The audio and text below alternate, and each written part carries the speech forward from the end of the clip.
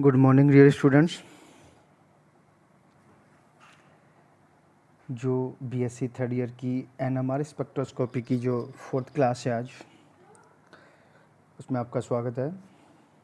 इससे हम लोग 3 क्लासें डिस्कस कर चुके हैं। लास्ट क्लास में हमने जो डिस्कस किया था वो हमने chemical shift, shielding, deshielding, NMR scale, effect on chemical shift, प्रीरिएक्शन किससे होगा, विपरीरिएक्शन किससे होगा। तो जो इफ़ेक्ट ऑफ केमिकल शिफ्ट पे जो प्रभाव पड़ रहे थे, उसमें पहला प्रभाव पड़ा था हमने इंडक्टिव इफेक्ट या प्रेरण प्रभाव। उसमें मैंने आपको बता दिया था कि अगर किसी हाइड्रोजन के आसपास जो एटम जुड़े हुए हैं वो मोर इलेक्ट्रोनेगेटिव हैं, तो उस हाइड्रोजन की चारों तरफ इलेक्ट्रॉन डेंसिटी कम हो जाएगी। इलेक्ट्रॉनिक डेंसिटी कम होने से उसका डीशिल्डिंग हो जाएगा, और डीशिल्डिंग होने से जो एनएमआर सिग्नल है वो लो फील्ड में चला जाएगा। मीन्स उसकी डेल वैल्यू इंक्रीज होगी। इसके अपोज में मैंने बताया था कि अगर कोई हाइड्रोजन का जो एटमॉस्फेयर है उसके चारों तरफ इलेक्ट्रोपॉजिटिव एलिमेंट जुड़े हुए हैं, तो वहाँ पे इलेक्ट्रॉन डेंसिटी बढ़ जाएगी। बढ़ने से प्रोटॉन का शिल्डिंग हो जाएगी, परिरक्षण हो जाएगा। परिरक्षण होने से एनएमआर सिग्नल अप फील्ड में जाएगा, मीन्स डेल वैल्यू डिक्रीज हो जाएगी। ठीक है, केमिकल शिफ्ट का मैंने बता दिया था।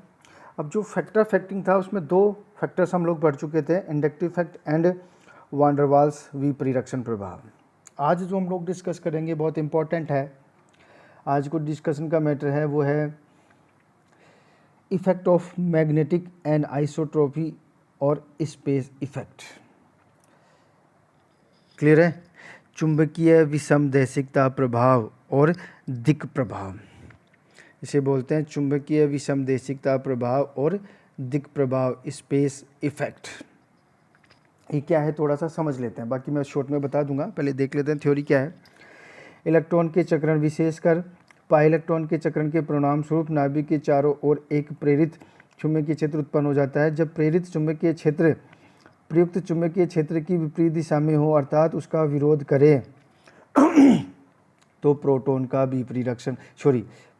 परिरक्षण हो जाता है। अतः इसे प्रतिचुंबकीय विसमदैशिक प्रभाव कहते हैं।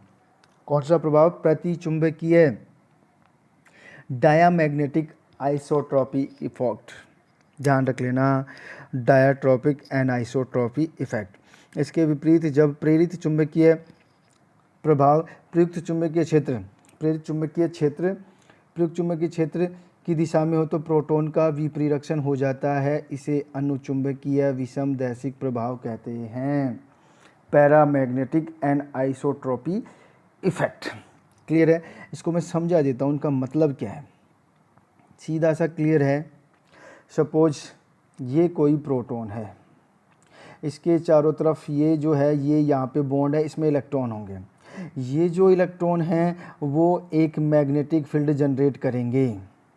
ठीक है, अगर इन इलेक्ट्रॉनों द्वारा जनरेट मैग्नेटिक फील्ड और यहाँ से एक अप्लाइड मैग्नेटिक फील्ड लगाया जाएगा। अगर ये इलेक्ट्रॉनों द्वारा जनरेट मैग्नेटिक फील्ड और ये अप्लाइड मैग्नेटिक फील्ड दोनों सेम डायरेक्शन में हैं, और उस रीजन में ये हाइड्रोजन आ रहा है, अभी मैं एग्जांपल नीचे दूंगा। क्लियर है? इन इलेक्ट्रॉनों द्वारा जनरेट मैग्नेटिक फील्ड और ये अप्लाइड मैग्नेटिक फील्ड दोनों की सेम डायरेक्शन है, और ऐसे रीजन में ये प्रोटॉन आ रहा है, ऐसे क्षेत्र में प्रोटॉन आ रहा है, तो उसका होगा विपरीरक्षण, डीशिल्डिंग। लेकिन यदि इन इलेक्ट्रॉनों द्वारा जनरेट मैग्नेटिक फील्ड और प्रयुक्त मैग्नेटिक फील्ड दोनों की डायरेक्शन अपोजिट है, उस क्षेत्र में, जिस क्षेत्र में इन दोनों मैग्नेटिक फील्ड्स की डायरेक्शन अपोजिट है, उस क्षेत्र में, उस रीजन में हाइड्रोजन आ रहा है, वो शिल्डिंग होगी, उसकी शिल्डिंग होगी, मीन्स वो शिल्डेड होगा। इसको हम लोग 3-4 एग्जाम्पल से बहुत अच्छे से एक्सप्लेन करते हैं। क्लियर? सबसे पहले एल्काइन का एग्जाम्पल लेते हैं। ठीक है, first of all alkyne. Basically concept क्या है हमारा? ये प्रोटॉन और ये प्रोटॉन, देखो ये अप्लाइड मैग्नेटिक फील्ड है, ठीक है बिल्कुल। और यहाँ से ये जो 3 बॉन्ड है, इनके जो इलेक्ट्रॉन है पाई इलेक्ट्रॉन्स हैं, पाई इलेक्ट्रॉन्स भी हैं, सिग्मा इलेक्ट्रॉन्स भी है, क्योंकि 3 में से 1 सिग्मा है, 2 पाई बॉन्ड। ये पाई बॉन्ड्स या सिग्मा बॉन्ड्स मिलाकर के जो मैग्नेटिक फील्ड जनरेट करेंगे, वो यहाँ से जनरेट होकर के इस डायरेक्शन में जाएगा। इस तरह से उसके ये डायरेक्शन होगी मैग्नेटिक फील्ड की जो इन्होंने जनरेट किया है। मीन्स यहाँ पे डायरेक्शन नीचे की तरफ है, यहाँ पे डायरेक्शन ऊपर की तरफ है।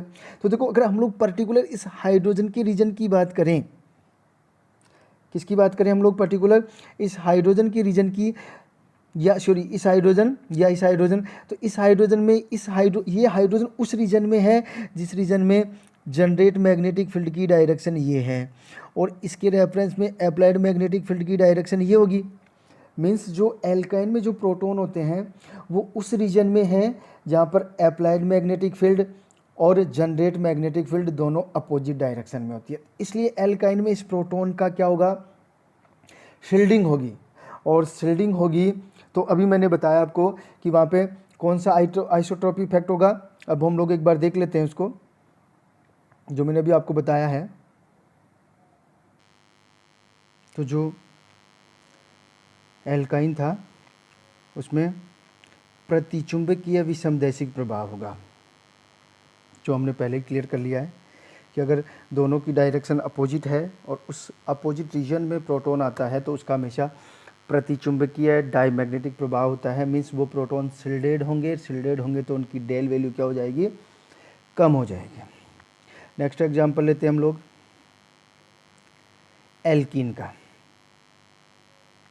अगर एल्कीन की बात करें तो जो एल्कीन में जो प्रोटॉन है वो यहाँ पे हैं। अब देखो ये अप्लाइड मैग्नेटिक फील्ड है और इस रीजन में जो है जो इंड्यूस्ड मैग्नेटिक फील्ड है उसकी डायरेक्शन भी ये है। मीन्स अप्लाइड मैग्नेटिक फील्ड और इंड्यूस्ड मैग्नेटिक फील्ड दोनों सेम डायरेक्शन में है, सेम डायरेक्शन उस रीजन में है जिस रीजन में ये प्रोटॉन है, ठीक है। इट मीन्स ये जो प्रोटॉन है वो डीशिल्डिंग जोन में है।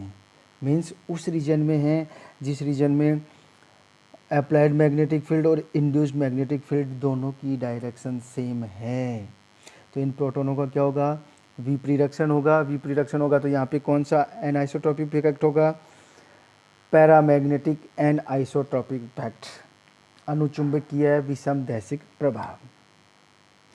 अब देखो इन प्रोटोन मीन्स एल्कीन में प्रोटॉन्स का क्या होगा, डीशिल्डिंग मीन्स ये डाउन फील्ड में जाएगी। डाउन फील्ड मीन्स इनकी डेल वैल्यू ज़्यादा होगी, इनकी डेल वैल्यू 4.5 से 6 तक होती है। एल्कीन में जो हाइड्रोजन होते हैं उनकी डेल वैल्यू 4.5 से लेकर के 6 तक होती है।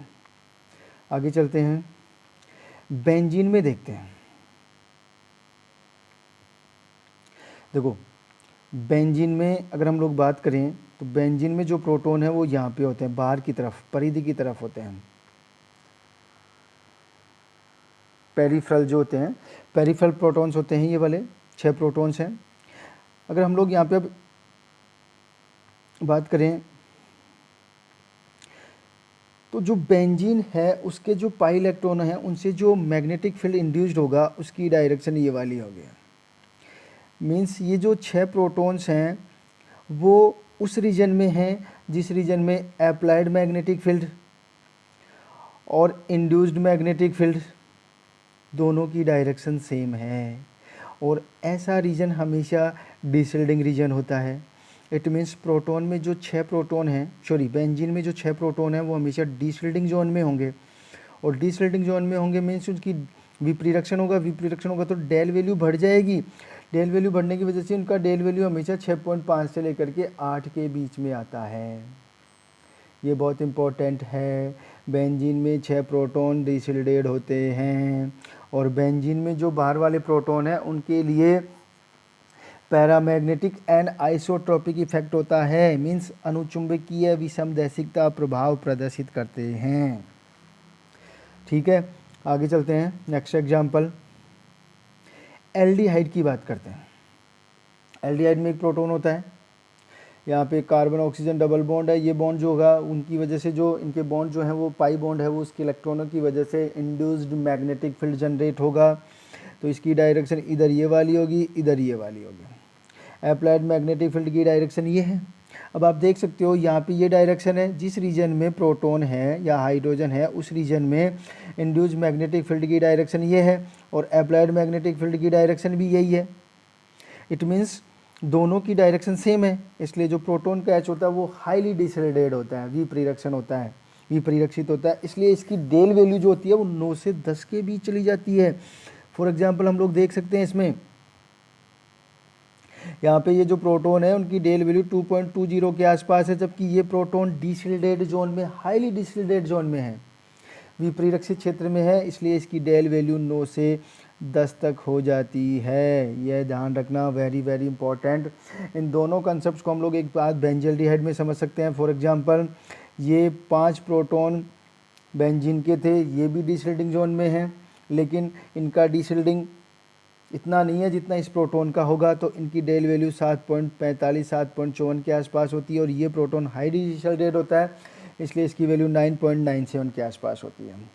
आगे चलते हैं।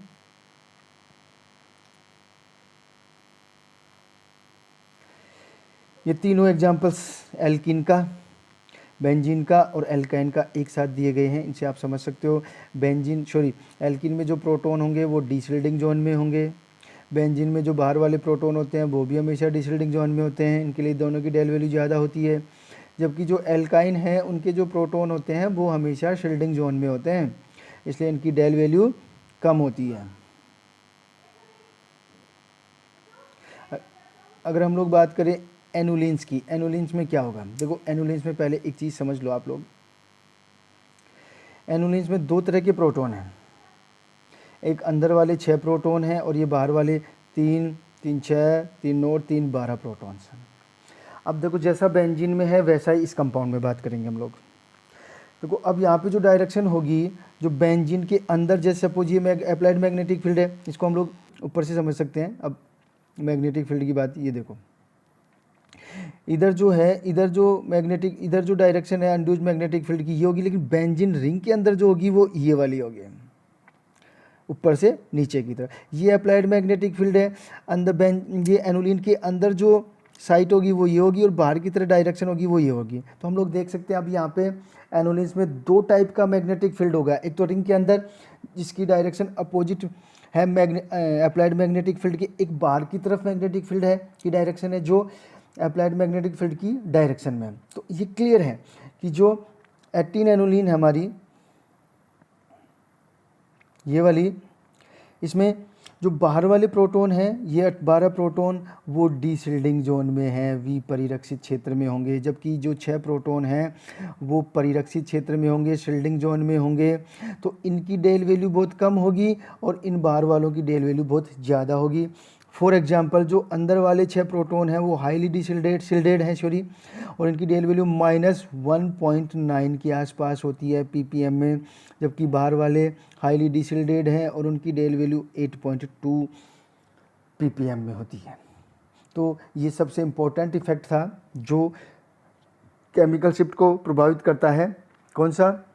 चुंबकीय विसमदैशिकता प्रभाव या दिक् प्रभाव। ठीक है, आगे चलते हैं। तो आज हम लोग इसको यहीं ख़त्म करते हैं। ये हमारा अब तक ये चैप्टर लगभग जितने 4 लेक्चर हो चुके हैं आज सहित, इसमें हम लोग बहुत सारी चीज़ें डिस्कस कर चुके हैं। आज जो डिस्कस किया बहुत इंपॉर्टेंट है, विसमदैशिकता प्रभाव। नेक्स्ट क्लास में मतलब बेसिकली इसके 2 टॉपिक इंपॉर्टेंट बचे हैं। एक होगा स्पिन स्पिन कपलिंग और स्पिन स्पिन स्प्लिटिंग, चक्रण चक्रण विपाटन, और एक हम लोग पढ़ेंगे कपलिंग कांस्टेंट, युग्मन गुणांक। ये 2 टॉपिक बचे हैं। इसके बाद कुछ एग्जाम्पल्स लेंगे हम लोग जिनके NMR स्पेक्ट्रा को हम लोग एक्सप्लेन करेंगे। ठीक है, मिलते हैं नेक्स्ट क्लास में।